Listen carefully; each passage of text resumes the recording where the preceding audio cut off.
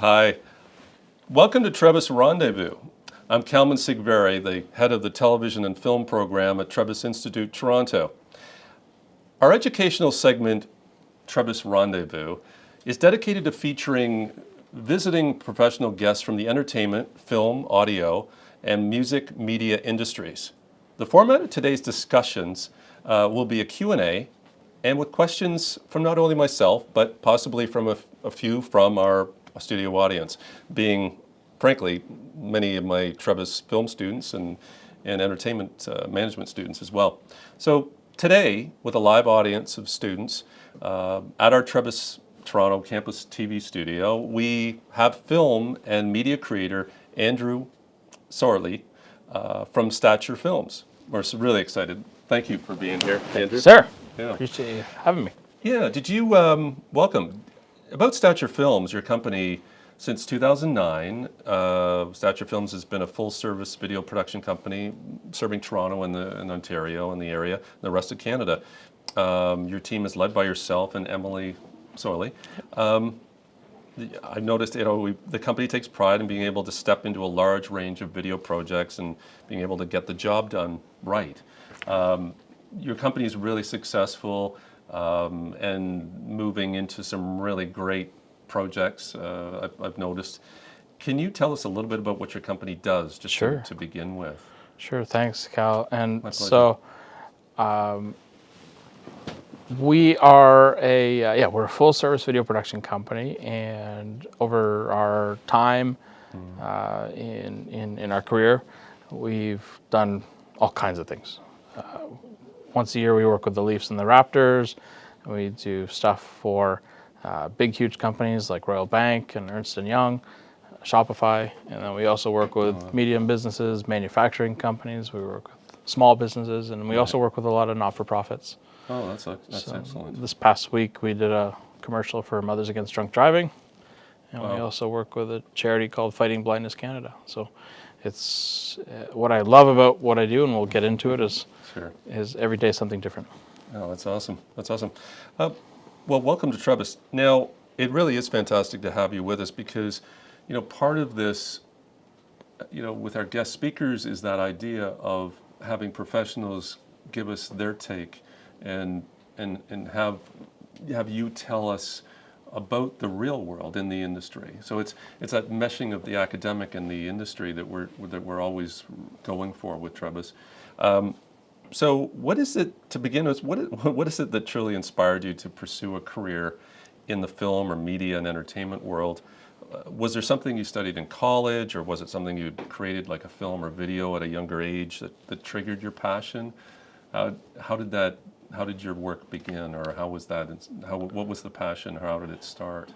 And sure, and I apologize. Do you want me to just lock in with you, or do you want me to? No, that's fine. Look on? Yeah. Tell the audience. Okay, so great question. How did I get inspired?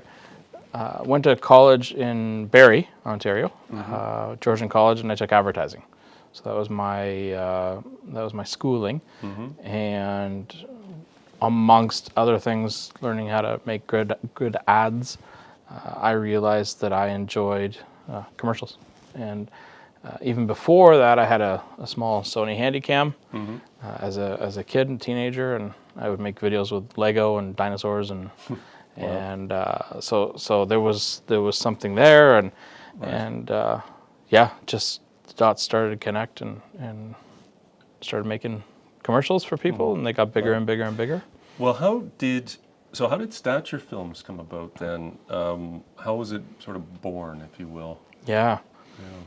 In 2009, we had a pretty big recession. Actually, 2008 into 2009. I remember that. Global worldwide financial crash, and my job at the time was a marketing manager, and the company I was working for had about 100 employees. Laid off 60 or 70 of them. I didn't get laid off, but I saw the writing on the wall, and I thought, okay, I'd better make sure I'm okay. And so I started my own business, and everybody who I talked to, my parents, neighbors, my doctor, everyone said, "You're nuts. Don't do this." Don't start a job in the middle of a recession. But then I also found people who did understand that, hey, if you can make a business work in a recession, which we're kind of in one now, you know, if you can get through that, you can get through anything. So. Well, thank you. When I checked out your company's website, it featured also a really wonderful group of people. Yeah. And it mentions, you know, our team is your team. When creating video content that's dynamic, engaging, original, you do need the best team. And that goes across the board for any film project or media project that you're about to produce. And that's actually one area or thing that we sort of concentrate on, Trebas, with that whole idea of team building and creating a nice, you know, film crew that you can then take out into the real world and hopefully cling together and create, you know. With a strong marketing and creative background, you know, you've got your team is primed to create great content pieces and that align with their brand and business. Was it hard for you to form that creative team, and how did you do it, or how did you find these folks? Can you tell me, and also can you tell me a little bit about Emily? Sorlie too, your executive producer. Yeah, of course. Yeah. So I'm the luckiest guy in this room because my wife just fell in love with the craft of producing, and we complement each other really well. We work together really well, and there's a team with just the two of us, and then there's also a larger team professionally that I'm lucky to have. So Emily joined the company probably about a year and a half in. I did it by myself at the start. Right. And when you're running a small video production company, everyone has to do everything. So you're doing sales, you're doing the actual production, you're doing post-production, but you're also doing your own contracts. You're doing your own invoicing and accounting and working with the government on tax payments. You know, so Emily found that she enjoyed doing a lot of things that I actually didn't enjoy, and vice versa. So we've got a great fit. And then our extended team. So we have a gentleman named JD who works with us full time. He's been with us almost 8 years. Okay. He now leads our post production department, and we have a bunch of people that help us in post-production, whether it's editing, color, sound design, sound mixing. And we don't keep all of those people full-time. Those people would be on contract basis, job basis. Right. And that is how the majority of this industry works, is you do project at a time.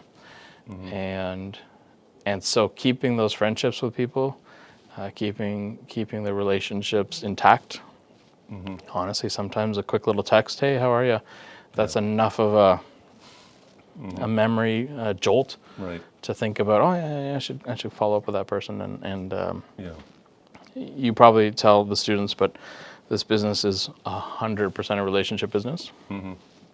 If you keep, you got to do a great job no matter what, great attitude. But if you keep your relationships open and intact, I think you can go anywhere in this business.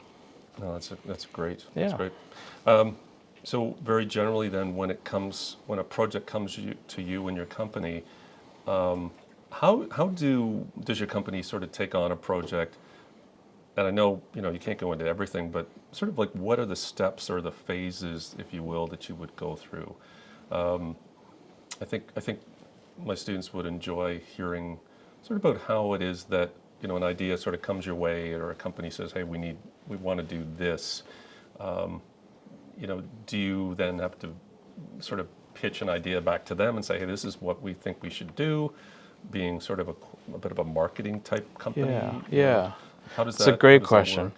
So when we work with larger clients, they usually have the resources of either an external ad agency or marketing firm, or they'll have an internal marketing team, or sometimes it's one person.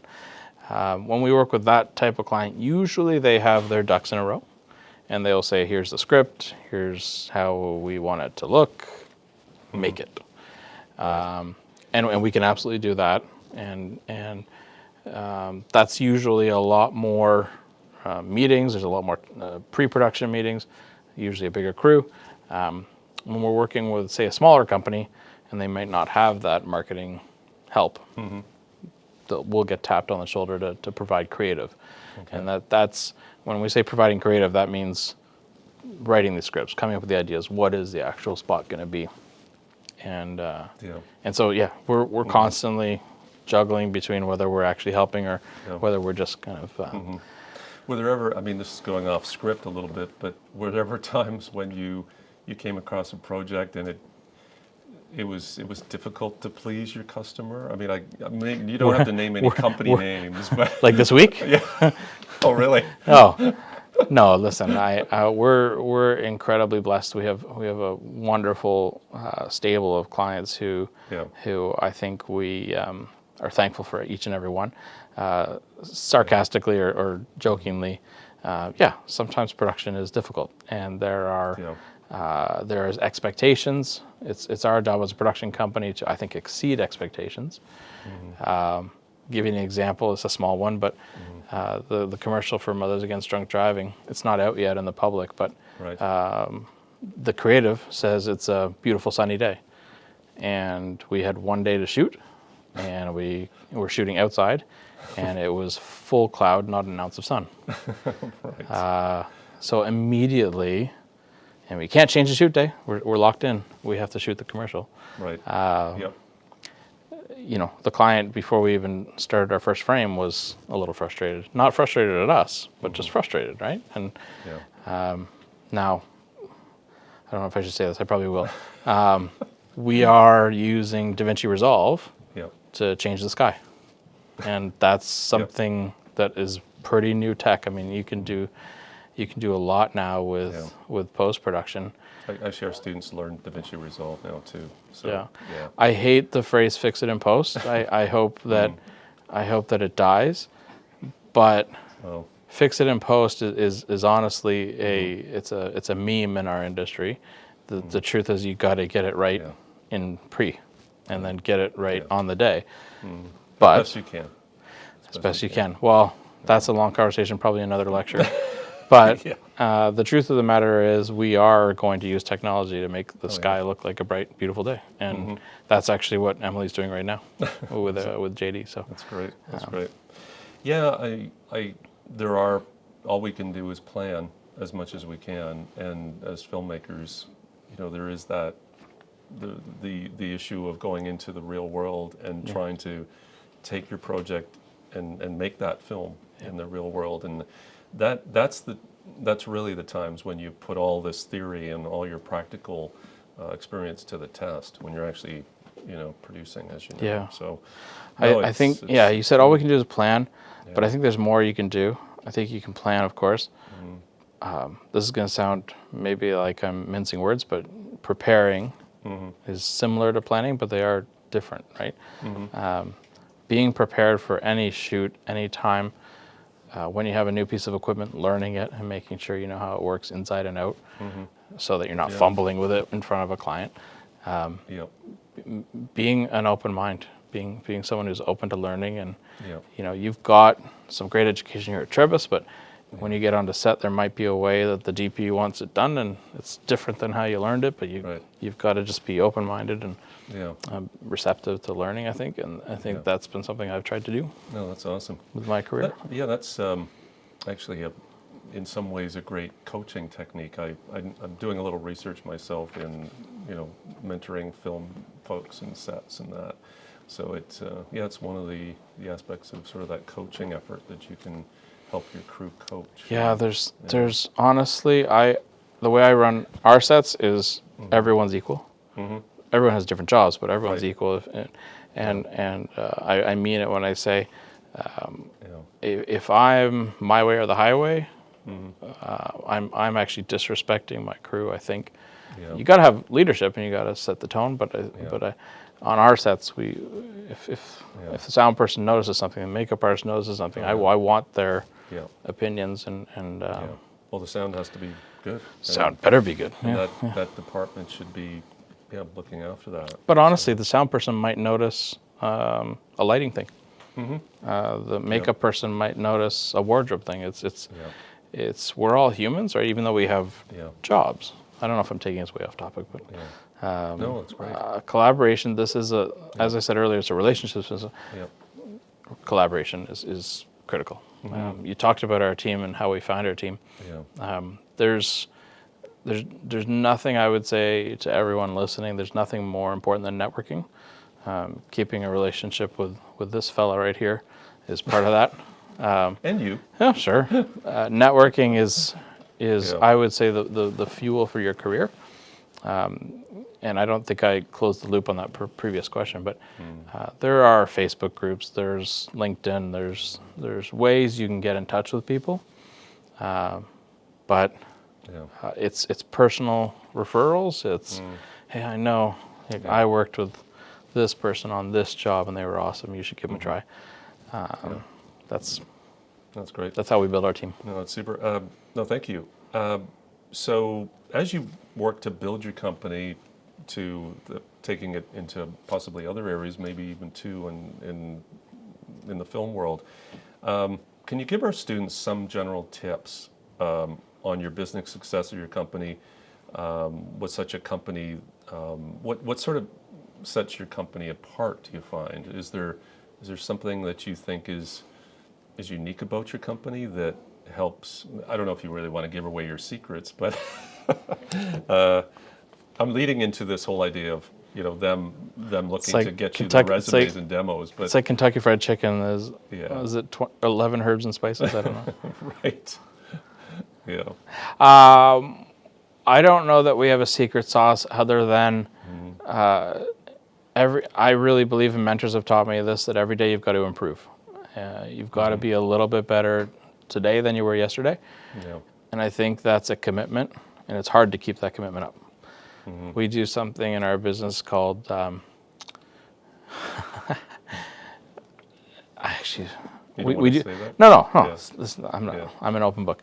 we do something in our company that's really it's called self-deconstructing, but what it really is we sit down, we agree, no one's feelings are going to get hurt. Let's look at this thing and how are we going to make this better next time. That's great. And that's great. It is hard on your ego.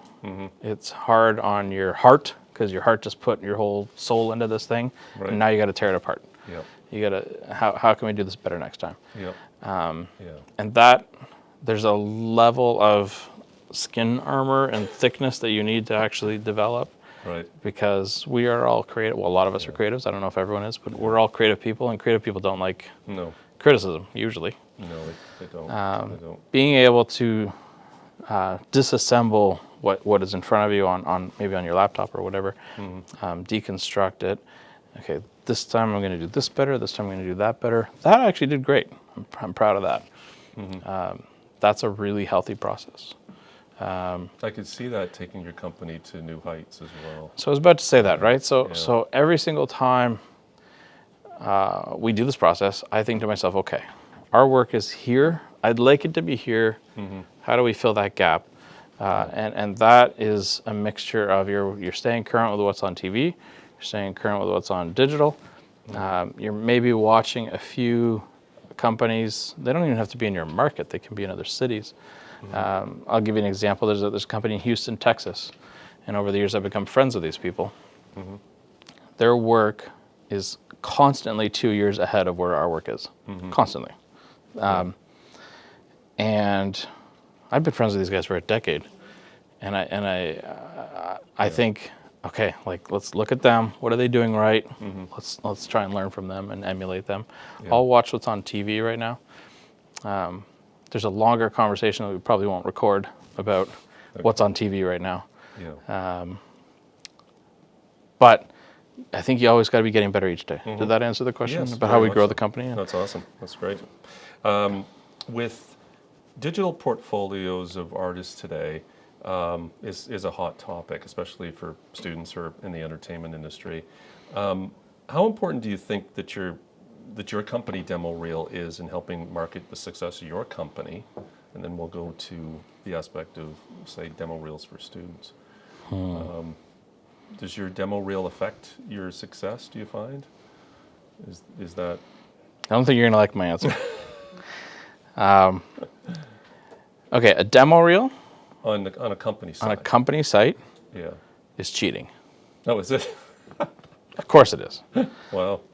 You're only showing Right. The best of the best. 0.01% of your best shots, and they might have been shot 10 years ago. Some people, not the best actors, are going on stock sites. They're buying stock clips and making a reel out of that. That's bad behavior. Don't do that. Someone's like, I got an idea. Sign up for stock clip. I think a demo reel is cheating. It's not really cheating, but I think, okay, everyone sit down. I think a demo reel is made for building your own ego. I don't think they help sell your work to a prospective buyer. Because a prospective buyer is not buying a demo reel. Yeah. A prospective buyer is buying a piece that solves their company's need. Right. And Yeah. I have had a frank conversation with numerous clients, and I asked them, what do you prefer? Would you rather see a 4-minute finished piece, or would you rather see a demo reel? 0 clients that we work with has ever said, I want a demo reel. They want to see a full piece. Okay. So I would tell you, instead of making a 30-second, now there's a few asterisks here. I'm talking about a production company. Right. Exactly. If you are a cinematographer, make a reel. Yeah. Because I think people want to see diversity in how you do lighting. I think I want to see a range in how you use available light versus artificial light. Yeah. So that's fine. If you're a audio designer, make a reel. People want to see, Yeah. people want to hear variety. But I think if you are saying to a company, I'm going to make a film for the front of your website, I think they would rather see a finished piece. Okay. That's my opinion. It's not necessarily what's right. No, that sounds good. It sounds appropriate. I have seen, again, I don't want to take too much of your time on this question. I have seen so many reels over my time. Sure. They are usually very long, 6 or 7 minutes long, especially a student reel. And it's usually filled with work from school. That's fine. Yeah. But they're usually too long, like I get the point already. That is my next question, Yeah, though. yeah. With many, with media and film students, especially those that are in our studio audience, I'm sure that they're wondering how it is that you hire at your company. Or Sure. Can you please, here I am. Can you please sort of talk a little bit about your hiring process or selection process, and the importance of, let's say, this person's demo reel that comes your way? Sure. Are you looking at, this came up recently. Are you looking at the resume? Or are you looking at the reel? Or Sure. what is the importance of it? So I was telling Cal before we had this chat that I personally don't really look at a resume. I might glance at it at the end, but I generally don't look at it at the start. The only reason I would glance at it is if I'm feeling good about someone after a conversation, I might want to just double check or just take a quick peek. And I'll tell you, I got taught this a long time ago, I'll just tell you the same thing. If there's a typo on a resume that can communicate that you don't have attention to detail, and that for me is kind of a big issue. We want attention to detail in any job. So taking that same logic over to a reel, if you send me a piece and your white balance is off, I'll probably stop watching it right away. If you send me a piece and it's dragging, but you're wanting to get an editing job, I'm probably not going to keep watching. The majority of the work that we do is corporate and commercial work. If you send me a reel that's you and your buddy's horror slasher film, I'm probably not going to pursue, because that's not the type of work I'm looking for.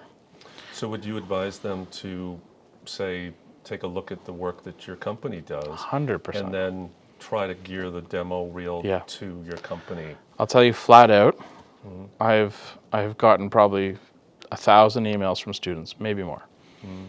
And I try and respond to as many as I can. I can't get back to everyone. Of course. Yeah. If you write dear sir or madame, you're not going to get a response.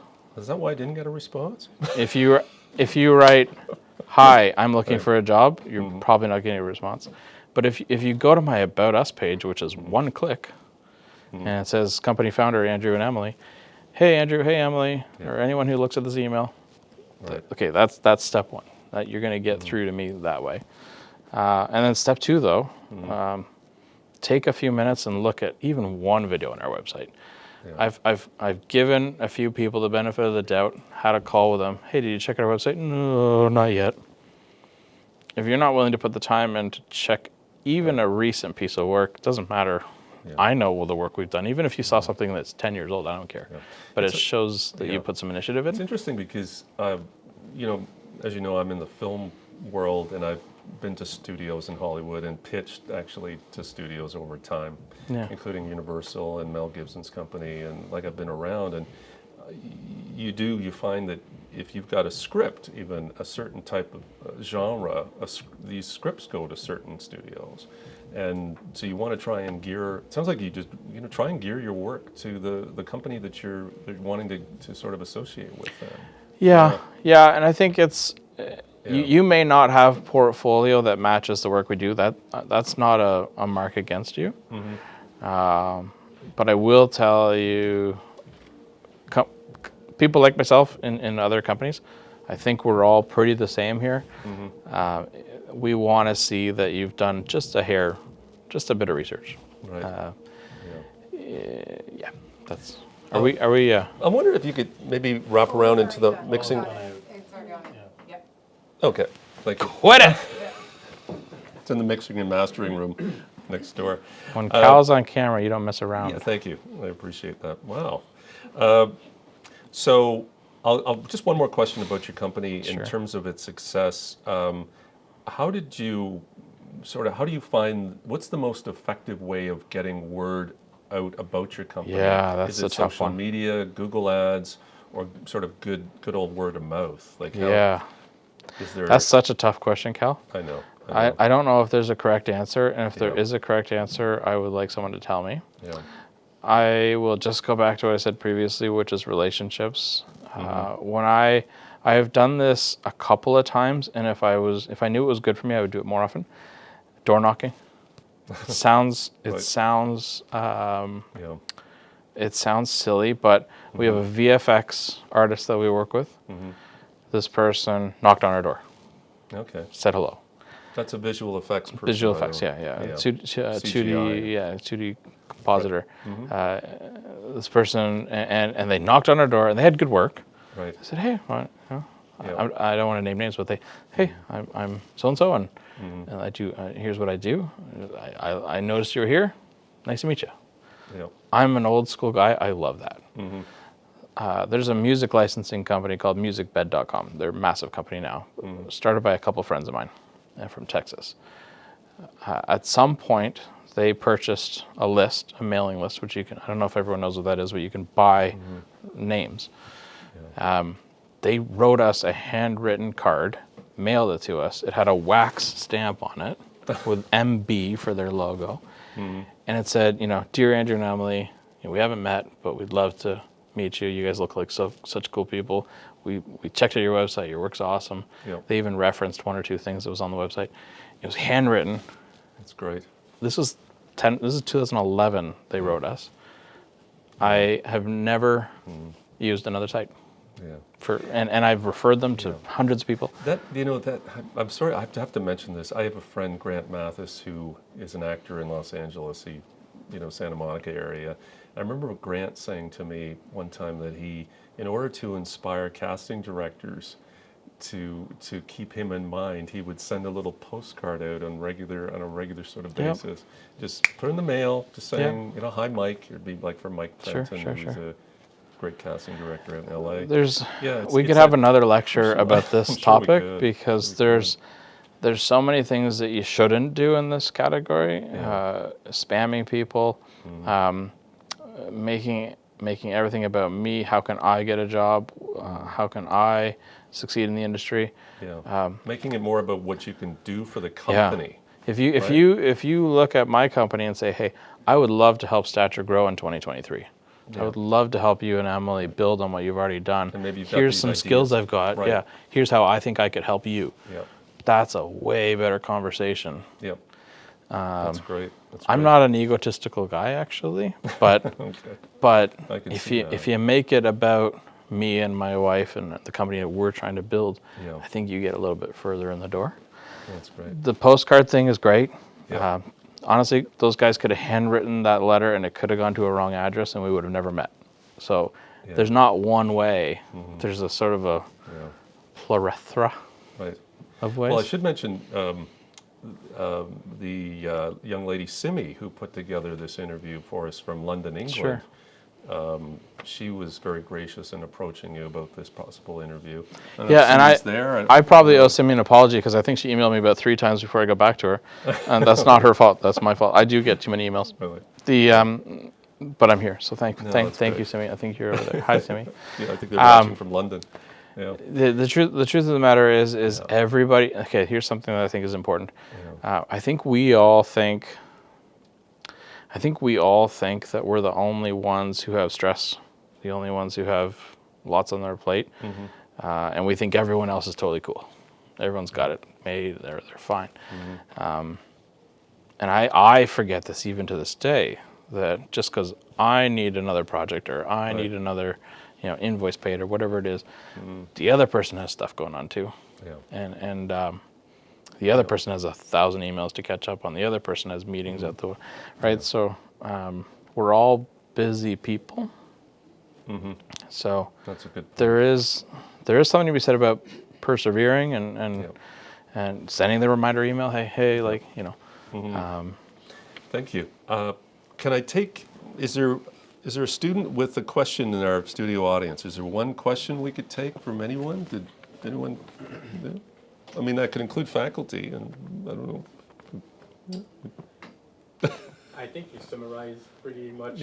Okay. From my aspect, I mean, from Gregory. Maybe like Gregor Brink? maybe like an Greg's good. overview question is just, do you have advice for students on that first step of, okay, now I'm out in the world, I have potential components of our real, or sure. what should I do? Should I do what you did and jump in with both feet, start my own company? Should I try and get work with you? What should I do? Do you hear that question? Is that okay? Could you hear that question? Yeah, so just to restate sort of Thank you. the genesis of the question. Advice for students starting out who are looking for day one advice. There's a lot of different advice I would give, and it really I would want to know a bit more about what the person wants to do in their career. There's never anything wrong with reaching out to production companies and saying, hey, I'd like to be a production assistant. Production assistant is an entry-level job in our field, and just about every company needs production assistants all the time.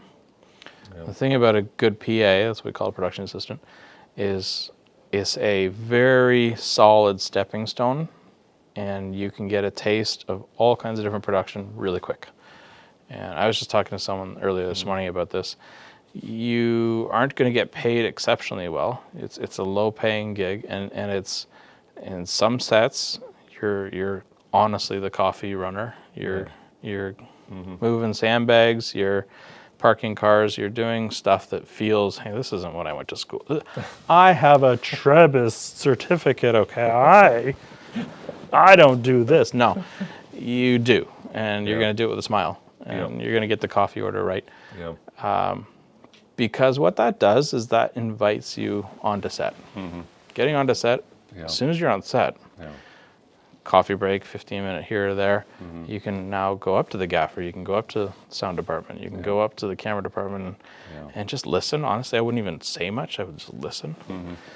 No, that's awesome advice. I remember when I did my film degree at York University, and frankly, it was tough for me to get into the Canadian industry. So I being Hungarian in background, I actually worked a little bit at Ma Film Studios in Budapest for a while, and was a production assistant, probably getting coffee or maybe even goulash for people on the set. You need goulash to get a good day done in Hungary, right? You too.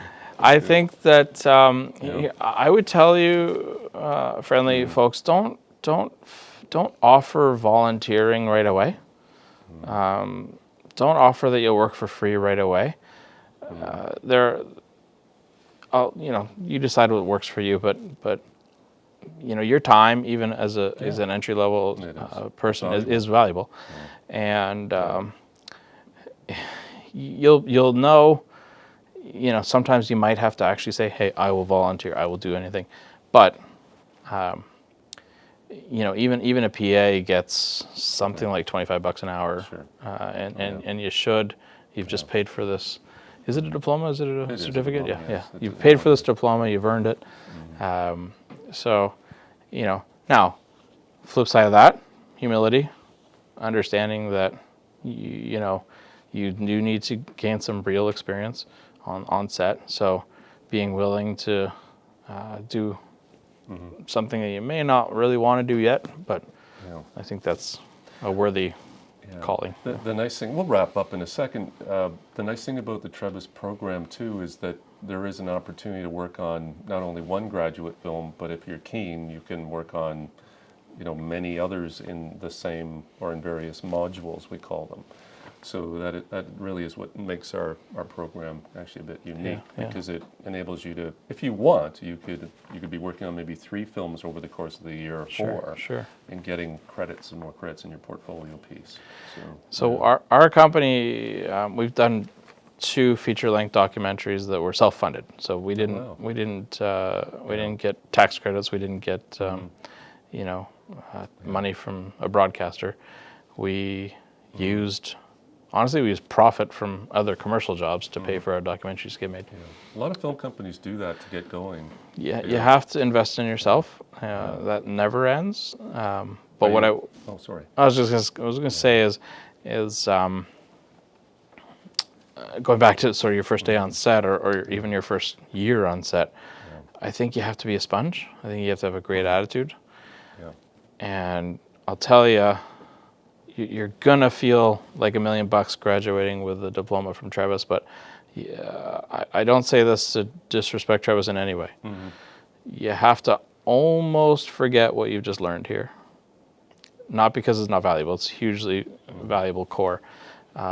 But you are going to learn and experience different things on set that are not taught here. And I think if you come into set and like, well, this is the way we did it in school, you're not going to get called back too quickly. Right. Keep what you've learned up here, because it is valuable. But be open to this is how it's done. And by the way, your first experience on set might be for a company that doesn't run a good set.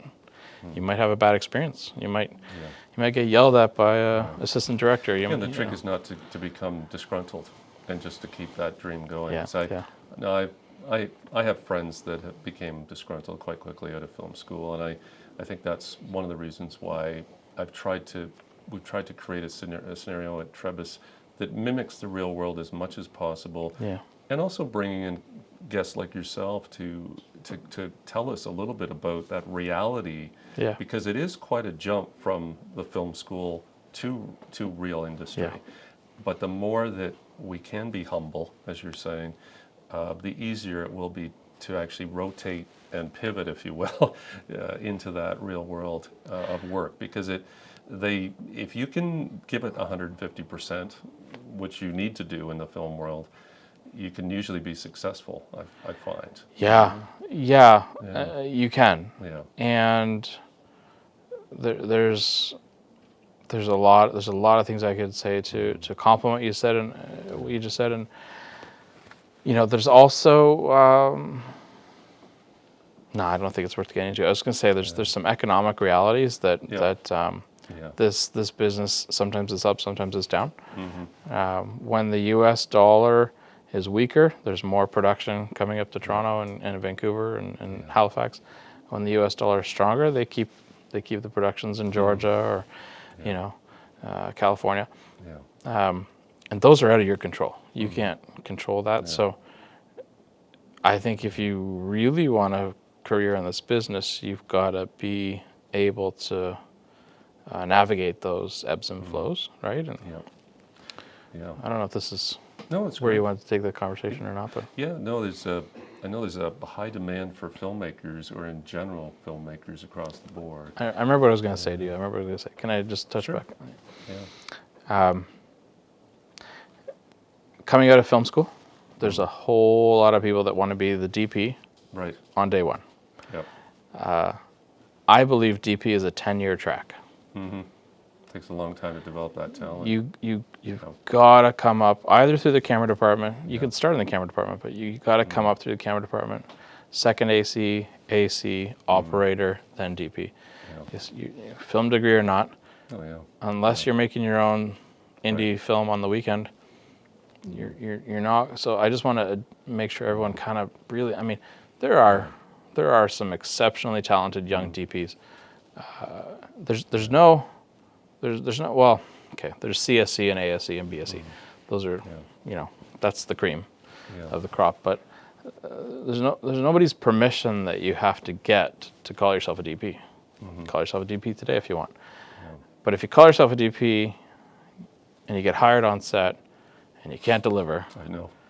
I've hired those people. that resonates and that will stick with you. Yeah. Right. So I've had some bad experiences where the producer has said, "Hey Cal, I'm looking at hiring this person. I've looked at their demo reel," and it was, as you mentioned, sometimes you can see demo reels that are kind of fake, and I've had to fire a DOP at times, and that's not fun. No, it's important for that. I think it's across the board. You need to really practice, this craft and get experience, and work with professionals, yeah. and it's like doctors and pilots, right? Like you need a license to do those things. Yeah. There's no licenses in our business. Yeah. And there's nothing instant either. I think everyone, works with, thinking that, hey, I can do this instantly, like an instant coffee. Yeah. Well, it's never really going to taste as good as a real, freshly brewed coffee with beans. Well, you mentioned it, and it is a very strange time. Are you trying to wrap up, or do we have more time? We'll wrap up. We'll wrap Yeah. up. I wanted to thank you, Of course, Andrew, for coming in from Stature Films, for his time and speaking with us today in front of our student studio audience at Trebas Institute. Your experiences, I believe, have really enlightened us and informed us of the workings of the film industry itself. I wanted to thank you. And Of course. if we could just have a round of applause Hey. for Andrew. Thank you. So much. It's great. There's are we taking a picture? Or? Yeah. I believe Okay. So. Yeah. You can use the flash if you'd like to. There's, We're wrapping. If you wanted to cut it, then thanks. Oh, did you want to find out any? I was just gonna say, I don't think I communicated this. It's an exciting business, It is. and if you like to travel, you can travel in the business. You can meet all kinds of interesting people, and you get to create. So there's a ton of opportunity, Yeah. and I'm extremely excited about where the business is going, and so thanks for having me. My pleasure. Do you think that you might start making movies like features, or is that something you may? Are you looking at any scripts or? It's a good question. The answer is no on long form. Okay. But what the answer is yes on is I am super interested in the 20-minute, the TV half hour. Cool. That's And we've interesting. never done anything in that world, but I would like to, because I think there's the streaming platforms, but also just web in general. So if someone's got sort of a Stranger Things kind of concept, maybe should. I listen. I'm not the guy to pitch that to. There's so many other people that could take that and run with it. I like real life stories. I like real life documentaries. Okay. I like uplifting. So again, That's great. don't send me a horror slasher thing when you're trying to apply for us, because Right. that's not my my cup of tea. Okay. But yeah, uplifting stuff that makes people laugh. Yeah. Okay. Well, now we know. Anyway, thanks again. Thanks Yeah. again, Andrew. All right, we'll wrap. And thanks again for watching. Okay, Trebas Rendezvous. Thank you. Take care. Awesome. All right, cutting. Thank you.